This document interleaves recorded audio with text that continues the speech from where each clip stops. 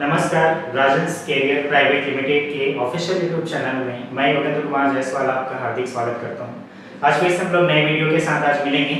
Feeder के next video 10 questions आपको जो बताने वाला हूं ये मोस्ट इंपॉर्टेंट है, जो कि आपके एग्जाम से रिलेटेड हैं, जो कि बार-बार पूछे जाते हैं। चलिए स्टार्ट करते हैं। क्वेश्चन नंबर 1, स्पिंडल के प्रत्येक परिक्रमण पर ड्रिल द्वारा जॉब के भीतर प्रविष्ट होने वाली की दूरी खाली स्थान कहलाती है। मींस ड्रिल जब एक चक्कर कंप्लीट करता है, 1 रिवॉल्यूशन कंप्लीट करता है, तो वो मेटल को कितना काटता है, तो ये क्या कहलाएगा आपका ड्रिल की फीड कहलाती है। अगर एक चक्कर में वो कटिंग कर रहा है तो ड्रिल का फीड होगा, और यदि वो 1 मिनट में कितना कटिंग करेगा अगर बोला जाएगा तो वो उसकी कटिंग स्पीड हो जाती है। तो इसको भी याद रखिएगा। तो इसका राइट आंसर क्या होगा? Feed of a drill, drill की फीड कहलाएगी। नेक्स्ट क्वेश्चन है, अक्षर ड्रिल सीरीज में सबसे बड़ा ड्रिल साइज के खाली स्थान के बराबर होता है। तो अक्षर ड्रिल जो लेटर ड्रिल होता है, पहली बात आपको याद रखना है कि लेटर ड्रिल जो होता है ए से जेड तक पाए जाते हैं। ए साइज जो होता है ये सबसे छोटा होता है और जेड साइज सबसे बड़ा होता है। इसका अपोजिट कर देना है ना, ए साइड सबसे बड़ा, तो इसका क्या होगा? राइट आंसर 10.49 mm के बराबर होता है। इस चीज को आपको याद रखना है। इसका राइट आंसर क्या होगा? 10.49 होगा। ए से जेड तक होता है, इसको आप याद रखिएगा। नेक्स्ट क्वेश्चन है, मानक मीट्रिक सेल्फ होल्डिंग टेपर का टेपर अनुपात खाली स्थान होता है। मानक टेपर जो सेल्फ होल्डिंग डिवाइस होता है, मानक टेपर हम लोग किसको बोलते हैं? जिसका टेपर सेल्फ अलाइन हो या फिर सेल्फ लॉकिंग हो, तो ये हमेशा किसका होता है? तो मोर्स टेपर का होता है। इस चीज को आपको याद रखना है। और मोर्स टेपर का टेपर रेशियो 1:20 होता है। तो इसका राइट आंसर क्या होगा? 1:20 इज द राइट आंसर। ठीक है फ्रेंड्स, नेक्स्ट क्वेश्चन है, पतली ट्यूबिंग की कटिंग के लिए सर्वाधिक उपयुक्त हेक्सा ब्लेड होती है। अब पतले ट्यूब को काटने के लिए आपको पता होगा, जब भी हम लोग हेक्सा ब्लेड के थ्रू कटिंग करते हैं तो क्या होना चाहिए? कम से कम उसके 2 से 3 दांते आपस में उस पॉइंट पर होना चाहिए जहां से आप कटिंग स्टार्ट करते हैं। तो पतले ट्यूब या फिर पतले सेक्शन की आपको सीट को कटिंग करने के लिए बोला जाता है, जिसका राइट आंसर आता है उसकी जो पिच होती है वो होती है 0.8 mm के बराबर होता है। तो पतले ट्यूब को काटने के लिए 0.8 mm, उससे ज्यादा को कटिंग करना है तो नॉर्मल के लिए आपको 1.1 mm, इसको याद रखना है। और ये भी याद रखना है आपको कि जो सेटिंग की जाती है, दांतों की सेटिंग के बारे से भी क्वेश्चन आता है। तो 0.8 वाला जो होता है ये कहलाता है वेबी सेट। ये वेबी सेट होता है जिसकी दांतें लहरदार होती है। दूसरा आता है 1 mm, तो 1 mm में या तो वो वेबी सेट हो सकता है या फिर वो होता है आपका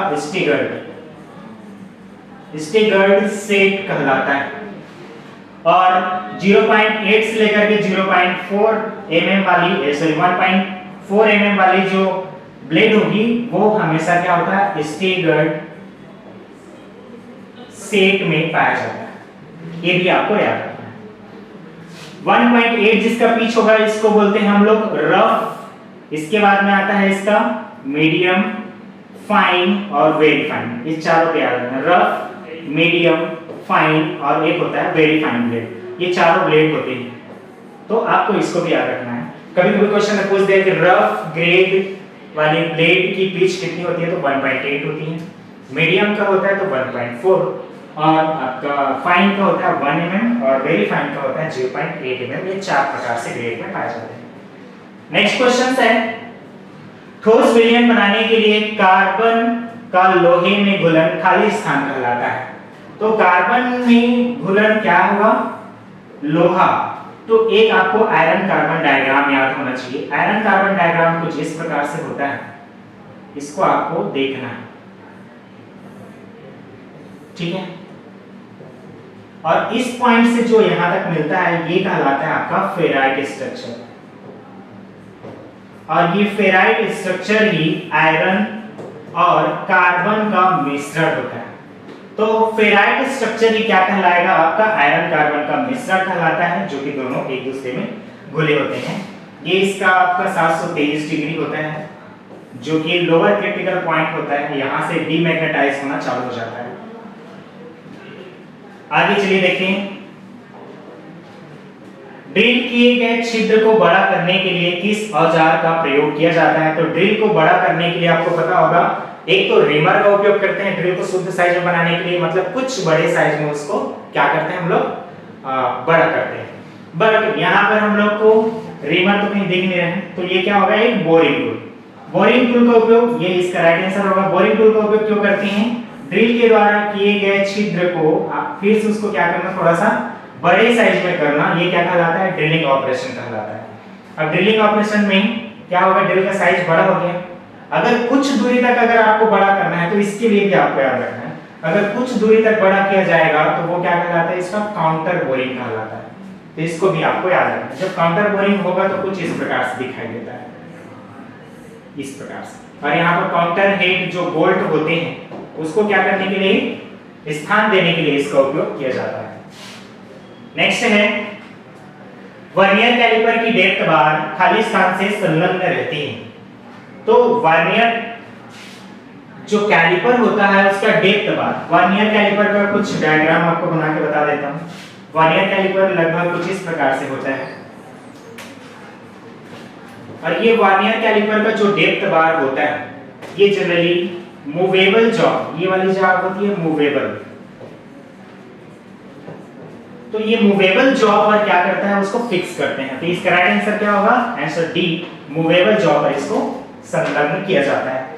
नेक्स्ट क्वेश्चन है, फाइल का संकरा तथा पतला भाग, मतलब narrow and thin part of file जो हैंडल में फिट होता है कहलाता है, क्या कहलाएगा वो, तो नैरो भाग जो फाइल बनते हैं उस चीज को आपको याद रखना है।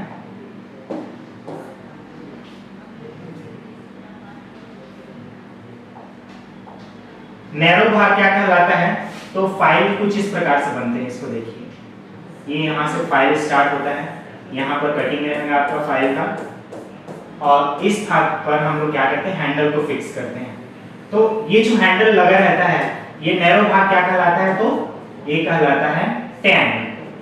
ठीक है, क्लियर है, क्या कहलाएगा, टैंग कहलाएगा, जिस पर हम लोग हैंडल को फिट करते हैं। और टैंग वाला भाग ही हार्ड नहीं किया जाता, इसको भी आपको याद रखना है। नेक्स्ट क्वेश्चन है, उच्च गतिशील वाले सीड चक्र में किस प्रकार की बॉन्ड का उपयोग किया जाता है? सीड चक्र मींस होता है ग्राइंडिंग व्हील। ग्राइंडिंग व्हील में उच्च स्पीड पर अगर किसी चीज को ग्राइंडिंग करना हो तो उसके लिए कौन से बॉन्ड का उपयोग किया जाएगा, तो इसको याद रखिएगा। इसके लिए हम लोग उच्च स्पीड के लिए रेजिनाइट बॉन्ड का उपयोग करते हैं। तो इसका राइट आंसर क्या हो जाएगा, रेजिनाइट बॉन्ड होता है। क्लियर है, रेजिनाइट बॉन्ड को किससे डिनोट किया जाता है करके भी क्वेश्चन में पूछा जाता है, इसको भी आपको याद रखना है। रेजिनाइट बॉन्ड को कैपिटल बी से डिनोट किया जाता है, जबकि सेलक बॉन्ड को कैपिटल ई से डिनोट किया जाता है। रबर बॉन्ड को कैपिटल आर से डिनोट करते हैं, और सिलिकेट बॉन्ड को कैपिटल एस से डिनोट किया जाता है। इस चीज को भी आपको याद रखना है, ये मोस्ट इंपॉर्टेंट है। एक और बॉन्ड आता है जिसको बोला जाता है विट्रीफाइड बॉन्ड। तो विट्रीफाइड बॉन्ड का उपयोग हम लोग किसके लिए करते हैं, गीली अवस्था में ग्राइंडिंग करने के लिए। तो इसको भी याद रखिएगा, इसको हम लोग कैपिटल बी से डिनोट करते हैं। ये मोस्ट इंपॉर्टेंट है, यहां से बार-बार पेपर में पूछा जाता है, इसको नोट कर लीजिए। नेक्स्ट क्वेश्चन है, आंतरिक थ्रेडों की जांच या फिर मेजरमेंट के लिए किस प्रकार के गेज का उपयोग किया जाता है?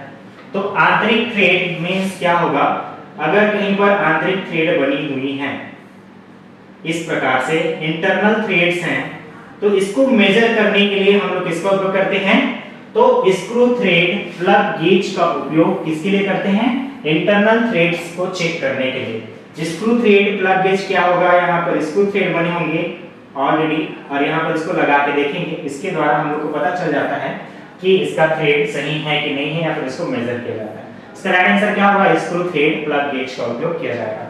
ठीक है फ्रेंड्स, तो ये वीडियो आपको कैसा लगा जरूर आप कमेंट्स करके बताइएगा। यदि कोई क्वेश्चंस में अगर कोई डाउट हुआ होगा तो आप कमेंट करके जरूर बताइए, और ऐसी वीडियो देखने के लिए आप इस चैनल को सब्सक्राइब कर लीजिएगा। And thanks for watching this video. Thank you so much. मिलते हैं नेक्स्ट वीडियो।